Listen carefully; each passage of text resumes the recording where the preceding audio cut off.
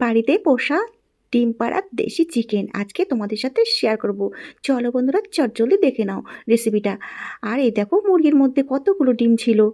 তো মুরগিটা ডিম পাড়ছিল। প্রথমে আমি চিকেনটা দেখো ভালো করে কেটে ধুয়ে পরিষ্কার করে নিয়ে তারপরে এর মধ্যে দুটো গোটা তেজপাতা কেটে নিয়ে এরপরে দুটো পেঁয়াজ কুচি অ্যাড করেছি। এবার দিয়ে দেবো আদা বাটা, রসুন বাটা, ধনে জিরে মরিচ বাটা। এরপরে দেবো পরিমাণ মতো হলুদ আর লবণ। তারপরে কয়েকটা গোটা কাঁচা লঙ্কা এইভাবে ভেঙে ভেঙে এর মধ্যে দিয়ে দেবো। এরপরে দেবো কাঁচা সরষের তেল।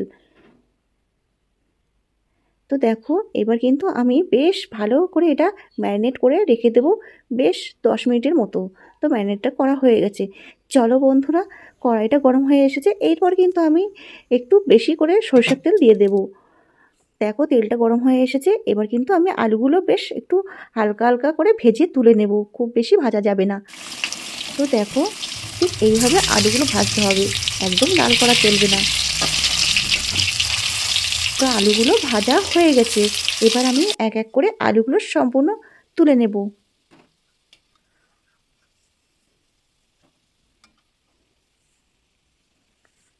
তো সব আলুগুলো তুলে নিয়েছি। এবার কিন্তু ওই তেলে মাংসটা দিয়ে দেব। এটা কিন্তু দেশি চিকেন, বেশ ভালো করে কষাতে হবে।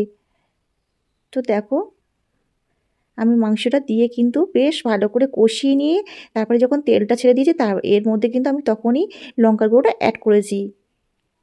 আর বন্ধুরা, তোমরা কিন্তু কখনো লঙ্কার গুঁড়োটা আগে দেবে না, এই সময় দিলে কিন্তু মাংসটা আরও ভালো হয়। তো দেখো, এবার আমি কিন্তু আলুগুলো দিয়ে বেশ ভালো করে নাড়াচাড়া করে নেব। এবার দেখো, আমার কিন্তু মাংসটা কিন্তু একদম দারুণ সুন্দর কষানো হয়ে গেছে। দেখতেই পাচ্ছ কত সুন্দর হয়েছে, লাল করে একটু কষিয়ে নিয়েছি। এবার কিন্তু আমি এর মধ্যে গরম জল অ্যাড করব। তো দেখো, গরম জল দিয়ে দিয়েছি। আর আমি কিন্তু এটা একদমই ঢাকা দেব না, কারণ আমি যখন চিকেনটা কষানোর সময় কিন্তু ঢাকা দিয়ে দিয়েই আমি অল্প আঁচে কিন্তু কষিয়ে নিয়েছিলাম। সেই জন্য চিকেনটা কিন্তু ভালো মতো সেদ্ধ হয়ে গেছে। এবার আমি একটু বেশি জল দিয়ে দেবো, আর একদম ঢাকা দেবো না।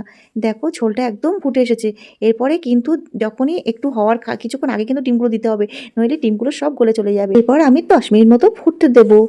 তারপরে 10 মিনিট এরকম আলতো আঁচে হয়ে গেলেই কিন্তু ঝোলটা একদম রেডি হয়ে গেছে। এবার কিন্তু গরম মশলাটা দিয়ে দিতে হবে। গরম মশলা দেওয়ার পরে একদম আর জাল দেওয়া চলবে না, ঢাকনা দিয়ে দিতে হবে। তো বন্ধুরা, আজকের ভিডিওটা তোমাদের কেমন লাগলো? যদি ভালো লেগে থাকে তাহলে কিন্তু অবশ্যই একটা কমেন্ট করতে যেন বলো না। আর রেসিপিটা এইভাবে একবার বাড়িতে ট্রাই করে দেখো, সত্যি অসাধারণ খেতে লাগবে। আবার আসবো নতুন কোনো অন্য ভিডিও নিয়ে। সবাই ভালো থেকো, বাই, টাটা।